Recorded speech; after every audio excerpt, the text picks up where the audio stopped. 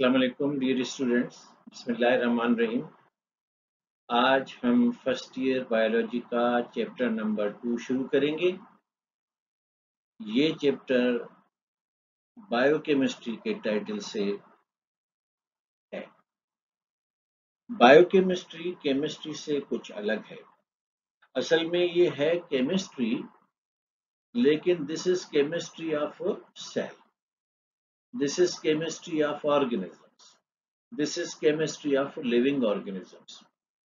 आप जानते हैं कि सेल के अंदर कुछ बायोमॉलिक्यूल्स होते हैं, ऑर्गेनिक भी और इनऑर्गेनिक भी। तो उन बायोमॉलिक्यूल्स की स्टडी को बायोकेमिस्ट्री कहते हैं। बड़ा इंपॉर्टेंट चैप्टर है ये। इससे आपको आपकी जिंदगी के बेसिस समझ में आते हैं कि we are just not made up of cells only, लेकिन सेल जो है वो जिन मॉलिक्यूल्स पे डिपेंड करता है, those molecules are extremely important. तो biochemistry is actually chemistry about life. ये डेफिनेशन है। Biochemistry is a study of molecules which play a role in living organisms such as water molecule. Water molecule के बगैर cell कैसे जिंदा रह सकता है? तो ऐसे कुछ और मॉलिक्यूल्स भी हैं। तो वो मॉलिक्यूल्स जिनके ऊपर सेल डिपेंड करता है, ये मॉलिक्यूल्स स्टडी किए जाते हैं बायोकेमिस्ट्री में। स्क्रीन पे आपको 6 बायोमॉलिक्यूल्स नजर आ रहे हैं। दैट इज वाटर, प्रोटीन्स जो नियरली 10,000 किस्म की हैं, और उनमें से कुछ स्ट्रक्चरल प्रोटीन्स हैं और कुछ फंक्शनल प्रोटीन्स हैं, और फंक्शनल प्रोटीन्स एंजाइम्स भी कहलाती हैं। देन कार्बोहाइड्रेट्स, लिपिड्स, डीएनए और आरएनए। अब इन 6 बायोमॉलिक्यूल्स में से जो एक बायोमॉलिक्यूल है वाटर, ये इनऑर्गेनिक है, और protein, carbohydrates, lipids, DNA, deoxyribose nucleic acid, RNA, ribose nucleic acid, ये जो हैं 5, ये ऑर्गेनिक है, और सेल इन के बगैर सरवाइव नहीं कर सकता। इन 6 बायोमॉलिक्यूल की सेल के अंदर क्वालिटी भी इम्पॉर्टेंट है, क्वांटिटी भी इम्पॉर्टेंट है, और कंसंट्रेशन भी इम्पॉर्टेंट है। मसलन सेल के अंदर जो पानी पाया जाता है, उस पानी में 1% मिनरल्स अगर न हो तो पानी किसी काम का नहीं। सेल में पानी कम से कम 70 और ज्यादा से ज्यादा 90% हो। 70 से अगर पानी कम होगा तो सेल श्रिंक हो जाएगा, विच इज कॉल्ड प्लाज्मोलाइसिस। और अगर 90 से पानी ज्यादा होगा तो सेल बस्ट हो जाएगा। तो ये जितने भी बायोमॉलिक्यूल्स है, they are not just required by the cell. इनकी कंसंट्रेशन, इनकी क्वांटिटी और इनकी क्वालिटी बड़ा मैटर करती है। So let us now discuss new term, what is biomolecule. ये मॉलिक्यूल ही है, लेकिन चूंकि ये लिविंग सेल के लिए रिक्वायर्ड होता है, नीचे डेफिनेशन है ना, देखें। A molecule required for life is called biomolecule. Plants के लिए, एनिमल्स के लिए, पांचों किंगडम के लिए जो मॉलिक्यूल रिक्वायर्ड होते हैं, ये बायोमॉलिक्यूल्स कहलाते हैं। बायोमॉलिक्यूल्स ऑर्गेनिक भी हो सकते हैं और इनऑर्गेनिक भी हो सकते हैं। How would you differentiate? It is very easy. When a molecule has both carbon and hydrogen in its formula, मिसाल के तौर पर आप ग्लूकोज का फार्मूला जानते हैं, C6H12O6, यही है ना, C6H12। तो कार्बन हाइड्रोजन दोनों है। तो ऐसा मॉलिक्यूल जिसके एम्पिरिकल फार्मूला में आप देखें, अगर कार्बन और हाइड्रोजन इकट्ठे हैं तो वो मॉलिक्यूल बायोमॉलिक्यूल, ऑर्गेनिक मॉलिक्यूल कहलाएगा। Protein organic molecule, carbohydrates organic molecule है, लिपिड्स ऑर्गेनिक मॉलिक्यूल है, डीएनए आरएनए ऑर्गेनिक मॉलिक्यूल है, और पानी में चूंकि H2O है, कार्बन नहीं है, हाइड्रोजन है पर कार्बन नहीं है, तो पानी का मॉलिक्यूल इनऑर्गेनिक। तो सेल में 6 में से 1 इनऑर्गेनिक मॉलिक्यूल है और 5 organic molecule. Let us now move to the next definition. What is a monomer? इसको दूसरे तरीके से समझाता हूं पहले कि आपको अगर मैं 100 रुपए का नोट दूं तो वो 250 हो सकते हैं ना, और 50 के फिर 5 नोट 10-10 के हो सकते हैं, और 10-10 5-5 के हो सकते हैं, और अगर 1 रुपए का नोट लूं तो वो 50 रुपए में 50 1 रुपए के नोट आ जाएंगे। तो नोटों के अंदर सबसे सिंपल नोट 1 रुपए का नोट। इसी तरह से ये जो बायोमॉलिक्यूल्स हैं, इनमें जो सिंपल मॉलिक्यूल्स हैं जिन्हें मजीद सिंप्लीफाइड नहीं किया जा सकता, those molecules which are simple, इनको माइक्रो मॉलिक्यूल्स भी कहा जाता है, सिंपल मॉलिक्यूल्स भी कहा जाता है, और इनको मोनोमर्स भी कहा जाता है। जैसा कि ग्लूकोज मोनोमर है, अमाइनो एसिड्स मोनोमर है, फैटी एसिड्स मोनोमर है। तो monomers are the simple molecules. और जब सिंपल मॉलिक्यूल भले एक जैसे हों या मुख्तलिफ किस्म के हों, उन्हें जब आप मिलाते हैं तो जो बड़ा मॉलिक्यूल बनेगा, which is called polymer.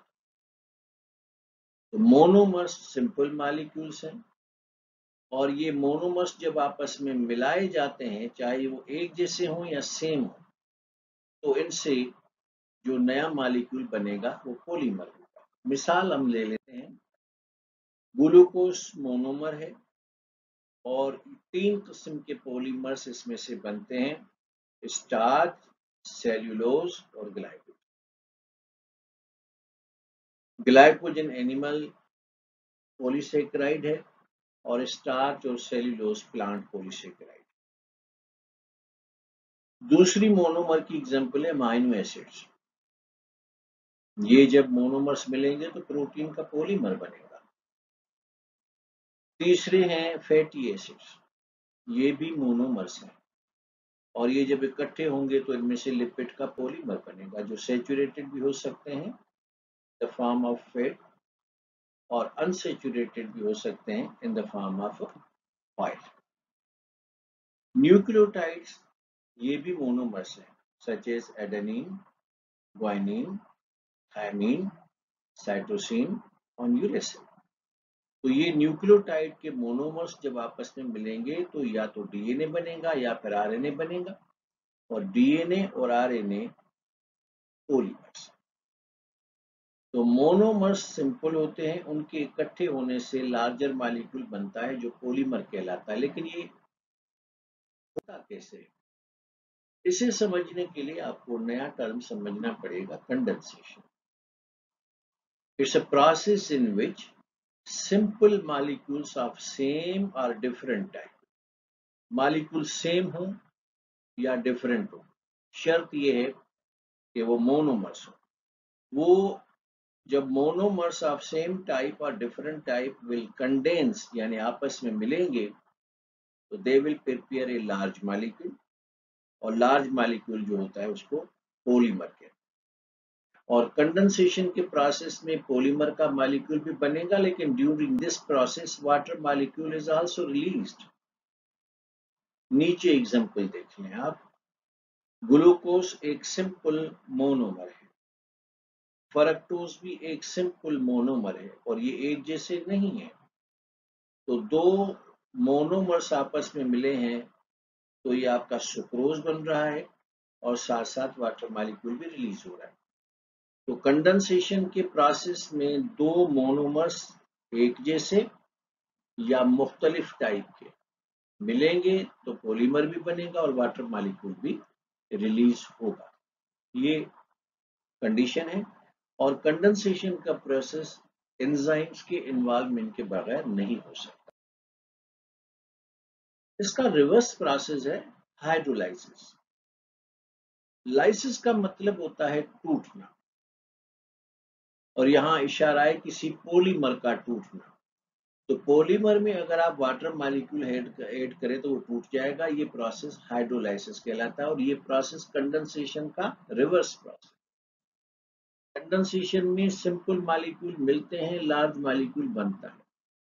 Hydrolysis में लार्जर मॉलिक्यूल ब्रेक होता है, उसमें से मोनोमर्स निकलते हैं, यानी मोनोमर्स मिले तो पॉलीमर बनेगा, और पॉलीमर टूटेगा तो मोनोमर बनेंगे। और यहाँ पर न सिर्फ मोनोमर बनेंगे, लेकिन दूसरा फर्क ये है कि कंडेंसेशन में वाटर मॉलिक्यूल रिलीज हो रहा था, और यहाँ वाटर मॉलिक्यूल रिक्वायर्ड। तो this is a polymer, you enter water molecule, तो इसका बांड तोड़ देगा वो, और ये पॉलीमर मोनोमर में कन्वर्ट हो जाएगा। और इस प्रोसेस में भी एंजाइम्स लाजमी। तो कंडेंसेशन एक ऐसा प्रोसेस है जिसमें स्मॉलर मॉलिक्यूल्स कंडेंस होकर बिगर मॉलिक्यूल यानी पॉलीमर बनाते हैं, और हाइड्रोलाइसिस ऐसा प्रोसेस है जिसमें बिगर मॉलिक्यूल यानी पॉलीमर टूटता है, तो उसमें से स्मॉलर मॉलिक्यूल्स निकलते हैं यानी मोनोमर्स निकलते हैं। तो कंडेंसेशन में पानी पैदा होता है, हाइड्रोलाइसिस में रिक्वायर्ड होता है। कंडेंसेशन में और हाइड्रोलाइसिस में सिमिलरिटी ये है कि दोनों में एंजाइम्स रिक्वायर्ड होती हैं, उसके बगैर ना हाइड्रोलाइसिस होगा ना कंडेंसेशन। तो शुरू में मैंने आपको बताया कि 6 बायोमॉलिक्यूल हैं सेल के अंदर, उसमें सबसे वाफिर मकदार में जो बायोमॉलिक्यूल पाया जाता है वो वाटर है, और इसकी कम से कम परसेंटेज 70% है और ज्यादा से ज्यादा 90%। क्वेश्चन ये है कि सेल को डायरेक्शंस मिलती हैं डीएनए की तरफ से पर performing every type of function, लेकिन डीएनए 0.03% होता है, सो स्मॉल, और पानी 70 to 90% होता है। उसकी वजह है पानी की जो फिजिकल और केमिकल प्रॉपर्टीज हैं वो ऐसी हैं कि उसका सेल को सिर्फ फायदा ही हो सकता है। सबसे पहली बात तो ये कि पानी एक बेस्ड सॉल्वेंट है। दूसरे भी सॉल्वेंट्स हैं, कुछ इनऑर्गेनिक भी हैं और कुछ ऑर्गेनिक भी हैं, जैसे मिट्टी का तेल है, अल्कोहल है, वो ऑर्गेनिक है, वो सॉल्वेंट्स हैं पर ऑर्गेनिक। वाटर जो है वो इनऑर्गेनिक सॉल्वेंट है और बेस्ड सॉल्वेंट है, इसमें सारे सॉल्यूट्स डिजॉल्व हो सकते हैं बारिंग वेरी फ्यू लिपिड्स। कुछ लिपिड्स हैं जो पानी में डिजॉल्व नहीं हो सकते। अदरवाइज पानी जितना बेस सॉल्वेंट है ऐसा कोई दूसरा केमिकल बेस सॉल्वेंट। तो पानी जो है वो सेल में 70 to 90% होगा। पहले भी बताया कि 70 से अगर पानी की मिकदार कम है तो सेल श्रिंक हो जाएगा और डेथ हो सकती है उसकी, और 90 से ज़्यादा है तो सेल बस्ट होता है। वो अलग बात है कि एनिमल सेल के मुकाबले में प्लांट सेल ज़रा मुश्किल से बस्ट होता है। पानी की जो दूसरी प्रॉपर्टीज हैं वो मैंने बताया कि दुनिया का बेस्ट सॉल्वेंट है, और ये एम्फोटेरिक मॉलिक्यूल है, और इसकी जो हाई हीट कैपेसिटी है इसमें, मसलन water can absorb heat for longer duration. आप के पास मेहमान आए हों, आप उनके लिए चाय गर्म करने के लिए रखें, मेहमान को भले कितनी भी जल्दी हो, लेकिन गर्म करने के लिए रखा गया पानी, उसमें भूचाल आने में, उसमें बॉइलिंग पॉइंट आने में वक्त लगेगा। यानी तब तक तो पानी जो है वो गर्मी की शिद्दत को बर्दाश्त कर रहा है।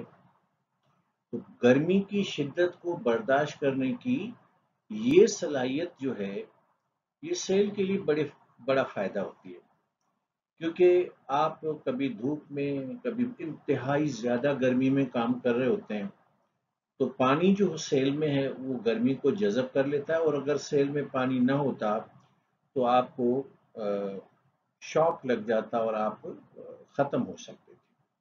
तो पानी की गर्मी को बर्दाश्त करने की सलाहियत भी आपके लिए फायदेमंद होती है।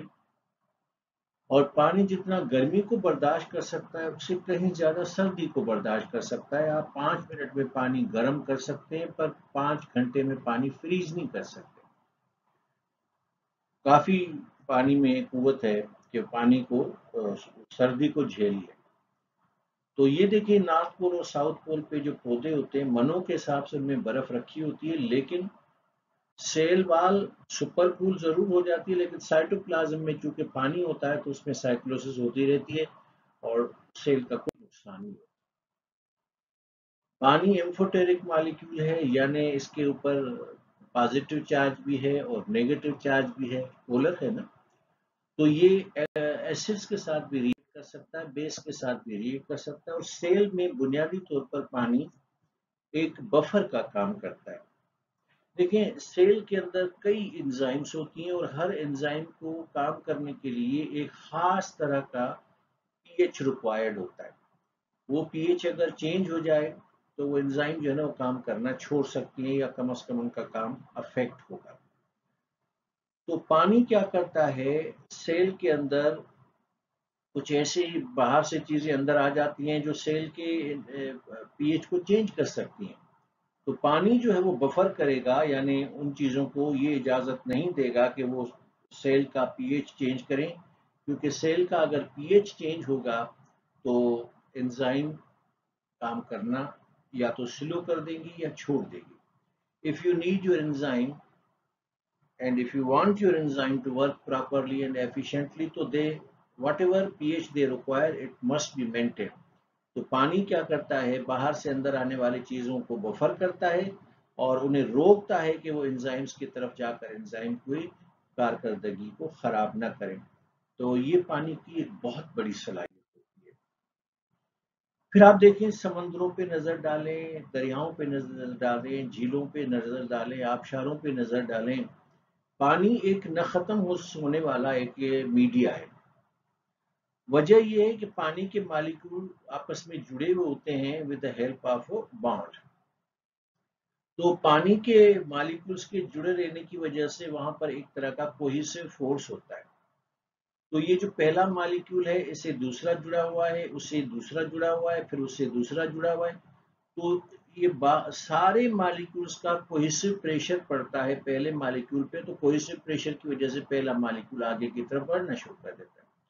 ये जो 1 घंटे में 10 मीटर की रफ्तार से एसेंट ऑफ सेप हो रहा होता है, यानी जमीन का पानी स्टेम के जरिए लीफ तक चला जाता है 1 घंटे में 10 मीटर। ये कैसे जाता है? वो पानी के अंदर जो कोहेसिव फोर्स होता है वो कोहेसिव प्रेशर क्रिएट करता है, उसकी वजह से एसेंट ऑफ सेप हो जाता है। तो देखिए पानी की जितनी भी सलाहियतें हैं उसका सेल को बेपनाह फायदा है। मैं चाहता तो आज प्रोटीन भी खत्म करा लेता, लेकिन मैं ये नहीं चाहता कि मैं जल्दबाजी में चलूं और आपको कोई प्रॉब्लम हो। आज मैंने जितना हिस्सा पढ़ाया उसका आपको प्रैक्टिस टेस्ट मिलेगा, और जब ये चैप्टर खत्म होगा तो फिर आपको वीकली टेस्ट मिलेगा। उसके बाद आपको मौका दिया जाएगा कि आप प्रैक्टिस शीट कर लें, आप वीकली टेस्ट कर लें, और अगर आपके कंसेप्ट्स में कोई प्रॉब्लम है तो फिर मेरी आपके साथ 1-on-1 वीडियो कॉन्फ्रेंस के ज़रिए मुलाकात होगी, जिसमें आपके सवालात होंगे और मेरे जवाबात होंगे। तब तक के लिए अल्लाह हाफिज़, मिलेंगे अगले लेक्चर के साथ। God bless you all.